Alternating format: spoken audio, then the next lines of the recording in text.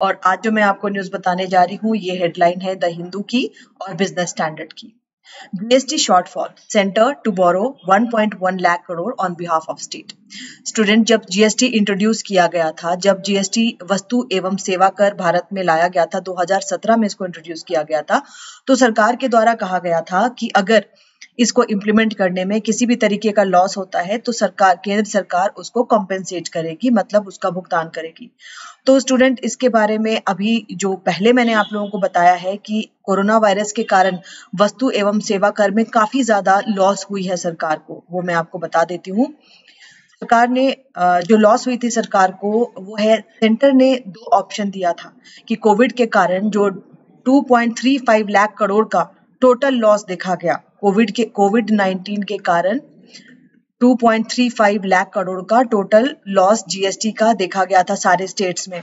तो सरकार ने 2 ऑप्शन दिए थे। सरकार ने कहा था, या तो आप, पहला ऑप्शन जो सरकार का दिया हुआ था, सरकार ने कहा था कि special window of RBI 97,000 crore RBI से उधार के रूप में स्टेट्स ले सकती हैं कम सूद पर।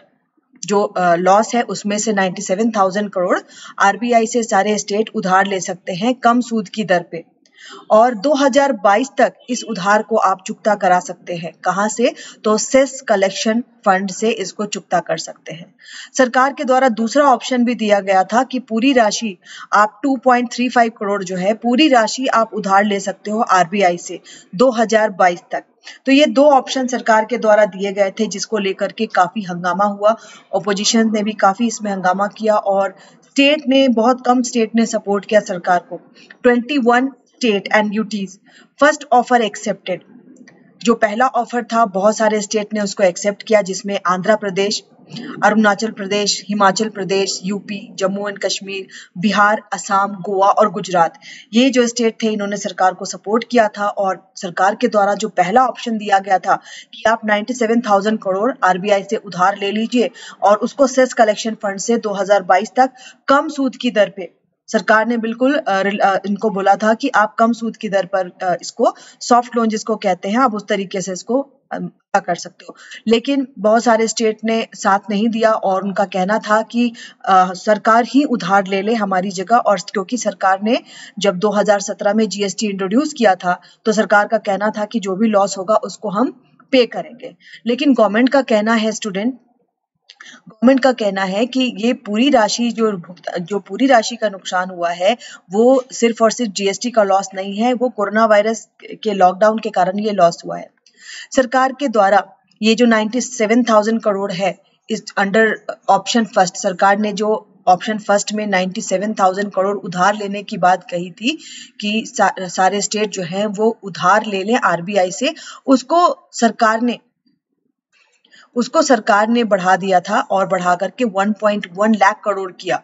पहले 97,000 करोड़ की बात थी, फिर सरकार ने कहा 1.1 लाख करोड़ आप जो है उधार के रूप में ले सकते हैं आरबीआई से कॉन्सेशनल इंटरेस्ट रेट पर। लेकिन उसको भी लेकर के काफी ज्यादा हंगामा हुआ और अंत में स्टूडेंट, सरकार आखिर झुक गई और सरकार ने कहा है, अभी की आज की जो खबर है कि सरकार 1.1 लाख करोड़ सरकार अब उधार लेगी।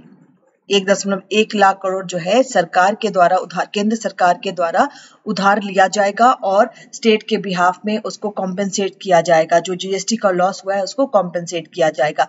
लेकिन इसमें एक बात और है, सरकार के द्वारा ये भी कहा गया है कि it will not reflect in the fiscal deficit. इसको राजकोषीय घाटे में नहीं दिखाया जाएगा, इसको राजकोषीय घाटे में नहीं दिखाया जाएगा, बल्कि इसको क्या किया जाएगा, it will appear as capital receipt. इसको पूंजी प्राप्ति के राज्यों की पूंजी प्राप्ति के रूप में दिखाया जाएगा। 2 तरह की प्राप्तियां होती हैं स्टूडेंट, उसको भी मैं आपको बताऊंगी। राज्यों की पूंजी प्राप्ति के रूप में इसको दिखाया जाएगा। तो देखिए स्टूडेंट, ये हमारा करंट अफेयर है। जीएसटी काफी अभी उस पर लेकर विवाद चल रहा था और इसमें बीच का कोई भी रास्ता नहीं निकल रहा था, जिसको अभी सरकार ने कहा कि 1.1 लाख करोड़ हम ही उधार ले लेते हैं और वो कॉम्पेंसेट कर देंगे। लेकिन सरकार ने कहा है कि राज्यों की पूंजी प्राप्ति के रूप में इसको दिखाया जाएगा। तो यहाँ पर जो वर्ड आया है कैपिटल रिसीट, मैं उसके बारे में भी आपको बता दूं कि what is capital receipt. Student दो तरह की रिसीट होती हैं, दो तरह की प्राप्तियां होती हैं। सबसे पहले मैं आपको वो बता दूं, केंद्र सरकार की प्राप्ति हो या राज्य सरकार की प्राप्ति जो होती है, जिसको हम रिसीट कहते हैं, वो दो तरह की होती है। एक होती है पूंजी प्राप्ति और दूसरी होती है राजस्व प्राप्ति। पूंजी प्राप्ति और राजस्व प्राप्ति, इन दोनों में बहुत ही फर्क है स्टूडेंट, और वो फर्क क्या है वो मैं बताती हूँ आपको। इसको हम कहते हैं कैपिटल रिसीट और सेकेंड वाले को हम कहते हैं रेवेन्यू रिसीट। कैपिटल रिसीट और रेवेन्यू रिसीट।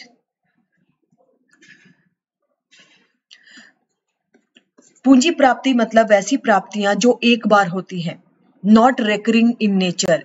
इसको हम लिख सकते हैं एक बार प्राप्त होने वाली, एक बार प्राप्त होने वाली, नॉट रेकरिंग इन नेचर, जो बार बार प्राप्त नहीं होती हैं। राजस्व प्राप्ति रेकरिंग इन नेचर, बार बार प्राप्त होने वाली, ठीक है, रेकरिंग इन नेचर। तो देखो ऐसी कौन सी प्राप्तियां हैं जो बार बार प्राप्त होती हैं और ऐसी कौन सी प्राप्तियां हैं जो एक बार होती हैं। राजस्व प्राप्ति में सरकार किन किन चीजों को लेती है, कर राजस्व और गैर कर राजस्व। सरकार को जो हम टैक्स देते हैं वो सरकार बार बार लेती है, ऐसा तो नहीं है कि एक बार टैक्स लेकर सरकार ने छोड़ दिया। सरकार जो टैक्स हमसे लेती है वो बार बार लेती है, तो ये सरकार की राजस्व प्राप्ति है। पूंजी प्राप्ति एक बार प्राप्त होने वाली, एक बार प्राप्त क्या, जैसे सरकार ने उधार लिया, आईएमएफ से उधार लिया या हमारे घरेलू मार्केट से उधार लिया, एक बार उधार लेना, इसको पूंजी प्राप्ति में कहा जाएगा। या फिर सरकार के द्वारा डिसइन्वेस्टमेंट किया जाता है, जिसको हम विनिवेश कहते हैं, या प्राइवेटाइज किया जाता है किसी भी अपने पीएसयू को, पब्लिक सेक्टर अंडरटेकिंग को, तो उसके जो पैसे आते हैं वो भी एक बार होने वाली प्राप्ति है, तो इसको भी हम कैपिटल रिसीट में डालते हैं। तो कैपिटल रिसीट के बारे में मैं आपको इतना बताऊंगी कि नॉट रेकरिंग इन नेचर, इसको हम लिख सकते हैं नॉट रेकरिंग इन नेचर, मतलब ये बार बार होने वाली प्राप्ति नहीं है, नॉट रेकरिंग इन नेचर। अच्छा, तो स्टूडेंट इसकी खासियत क्या है, इससे इंक्रीज इन लाइबिलिटी, देयता का निर्माण होता है। ठीक है, देयता का निर्माण या लाइबिलिटी का निर्माण कैसे होता है, लाइबिलिटी है क्या, अगर मान लीजिए हमने किसी से 100 रुपये उधार लिए हैं तो वो मेरे लिए एक लाइबिलिटी हो जाती है, देयता हो जाती है, क्योंकि मुझे उसे वापस करना है। तो इसी तरीके से अगर सरकार उधार लेती है तो सरकार को उस उधार को वापस करना है, सरकार की लाइबिलिटी का निर्माण होता है। और एक बार सरकार जो उधार लेती है, एक मुश्त एक बार लेती है, तो ये कैपिटल रिसीट में आता है, जिसको सरकार एक बार प्राप्त करती है। ऋण की प्राप्ति करे या फिर सरकार सेल ऑफ एसेट करे, अपनी सार्वजनिक संपत्तियों को बेचती है सरकार, उससे भी जो पैसे आते हैं उसको भी कैपिटल रिसीट में कहते हैं। तो इसी तरीके से सरकार के द्वारा कहा गया है कि स्टेट के लिए भी ये कैपिटल रिसीट में डाला जाएगा, पूंजीगत प्राप्तियों में डाला जाएगा। सरकार इसको अपने राजस्व घाटे में शामिल नहीं करेगी, जो कि सरकार अभी उधार ले रही है। तो स्टूडेंट ये बहुत ही इंपॉर्टेंट चैप्टर है जीएसटी शॉर्टफॉल के बारे में। इसके पहले भी मैं आप मेरा वीडियो नंबर 19 देख सकते हैं, जिसमें मैंने काफी डिटेल में जीएसटी के बारे में बताया हुआ है, जीएसटी में किस तरीके से सरकार ने कॉम्पेंसेशन के लिए ऑप्शंस दिए थे और उस ऑप्शन को किस किस स्टेट ने माना, किस स्टेट ने नहीं माना। तो इसके लिए आप लोग देख सकते हैं वीडियो नंबर 19। और इसमें आज के वीडियो में मैंने आपको बताया कि सरकार ने 1.1 लाख करोड़ खुद उधार लेने की बात की है और इसको सरकार ने कहा है कि वो कैपिटल रिसीट या पूंजीगत प्राप्तियों के रूप में उस पैसे को दिखाया जाएगा। तो स्टूडेंट आज के लिए इतना ही, और इससे रिलेटेड अगर किसी भी तरीके की आपकी कोई क्वेरी है तो आप पूछ सकते हैं। और स्टूडेंट एक छोटी सी अनाउंसमेंट आप लोगों को और मैं कर दूं, मेरे द्वारा यूजीसी नेट और यूपीएससी के लिए बैचेस चलाए जा रहे हैं। यूजीसी नेट के लिए जो बैच चलाया जा रहा है वो कल से शुरू हुआ है, इंडियन इकोनॉमी का। और अगर आपको वो बैच ज्वाइन करना है तो this is my mobile number 7891851566, आप इस पर कॉन्टैक्ट कर सकते हैं। Thank you so much.